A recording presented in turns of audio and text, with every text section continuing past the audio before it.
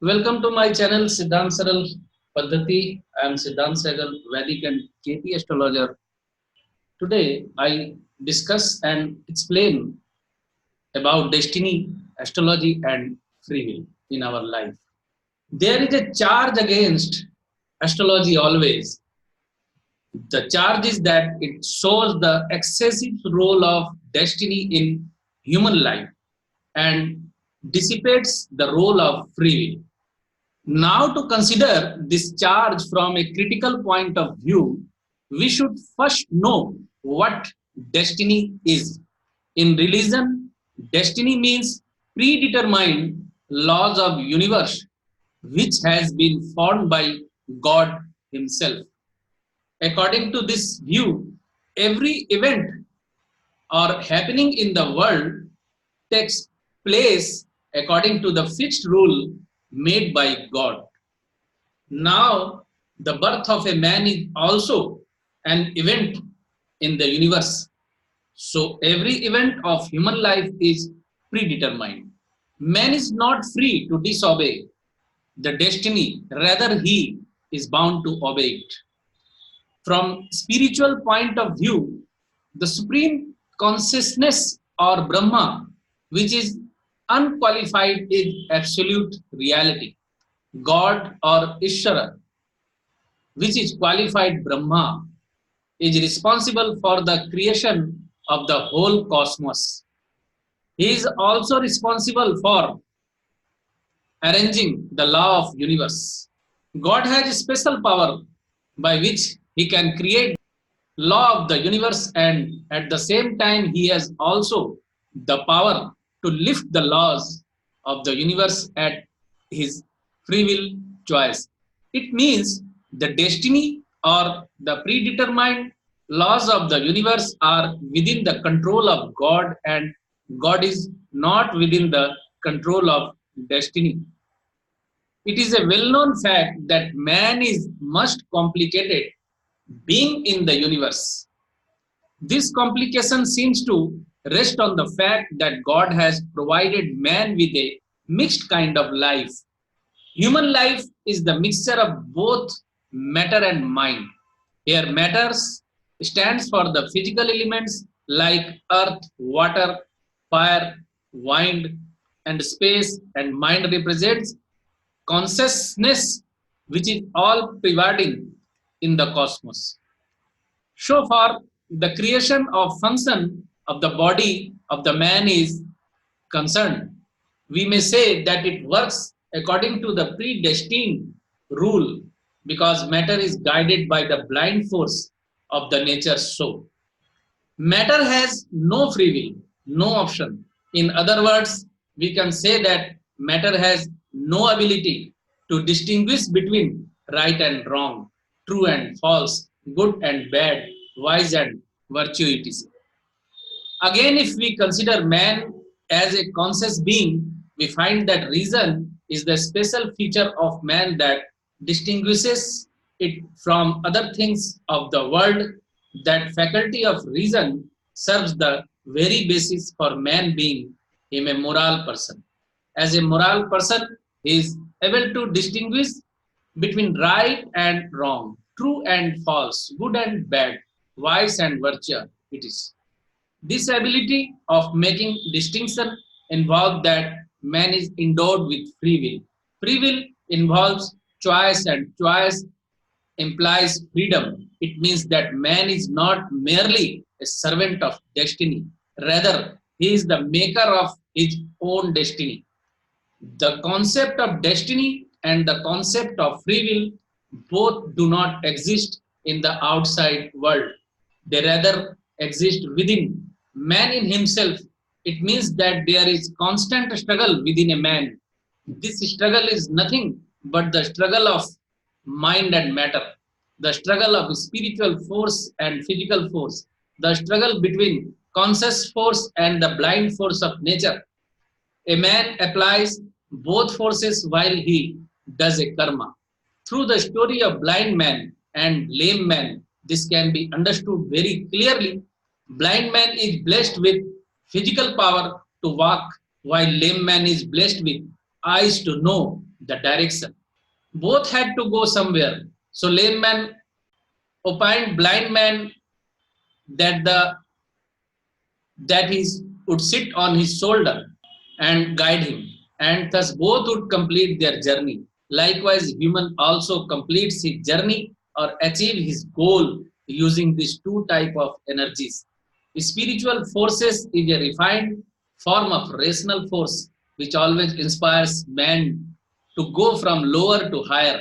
It means that reason is a faculty that makes man able to improve his condition. It means that if we are in lower condition under the influence of destiny, we can free ourselves from the influence of destiny by using rational faculty to improve our lot. On the other hand, destiny compels us to follow the pre-established law of rule.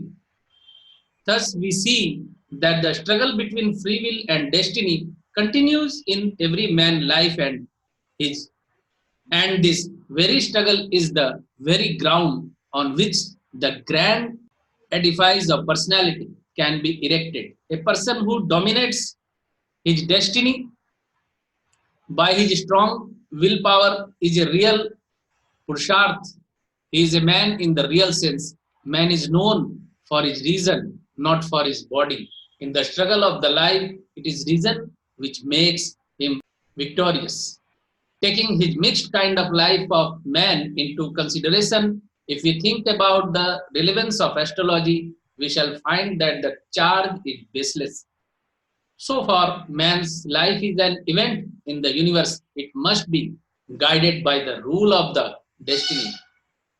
This is why astrology considers man birth, death, marriage, progeny, education, job, and other events that concern the physical life or existence of man come within the range of destiny. Astrology also considers man a spiritual being. In this sense, man has the capacity to improve his personality through the different stages of development, such Annamaya Kosh, Pranamaya Kosh, Manomaya Kosh, Vigyanmaya Kosh, Anandamaya Kosh. It means that man is free and he can reach the foundation and can achieve the blissful state. A person in which spiritual thought dominates can change his destiny, and this very change of destiny involves freedom of will or self determinism. In Indian philosophy, one thing is remarkable, that is the karma theory. Almost all branches of philosophy believe in the theory of karma. This theory of karma is a wonderful mixture of destiny and purushartha. Theory of karma prescribes two rules. First, whatever has not been done can't bear fruit in any form. Second, whatever has been done, that result cannot be destroyed. According to this theory, the formation of man's destiny depends on the very work of karma performed by him. So, in the beginning, a man himself is the maker of his destiny. Later on, when the impression of samskara of various work becomes so dense and thick that more often he finds himself under the influence of those samskara. In that condition, man seems to act as to be the slave of the destiny. But the same theory of karma says that man can improve his lot by doing good works, charity, propitiating planets, wearing stone, etc.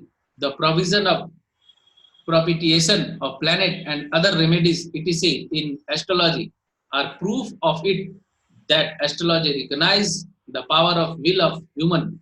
Simultaneously, it gives message that by doing purushartha or effort in consonance with the indication of planet in the astrological chart of an individual, man can ameliorate the situation brought by destiny.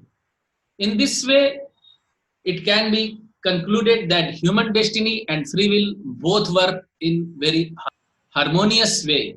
As long as we will look destiny and free will in isolated manner and try to discuss them separately, sometimes destiny would seem all pervading, while sometimes free will would seem to overpower the destiny. These two are never against each other.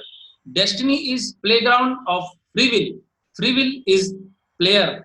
Destiny provides ground on which free will architects the castle of karma. Destiny provides platform to free will to actualize the matter as per human choice. In term of energy, destiny has physical nature of energy that has creative power, but free will has conscious energy that has power to direct the physical energy. In fact, they constantly interact with each other very harmoniously.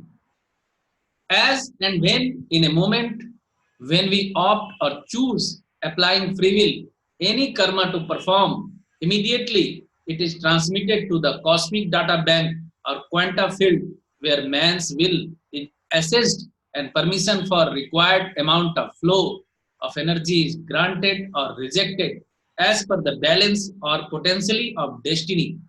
If man's will is granted in the course of time or dasha and transit of planet, he is allowed to draw the required energy to accomplish the will generated action. Thus, astrology explores scope in the harmony of destiny and free will to guide a man when to draw energy from quanta field to achieve the goal to become successful.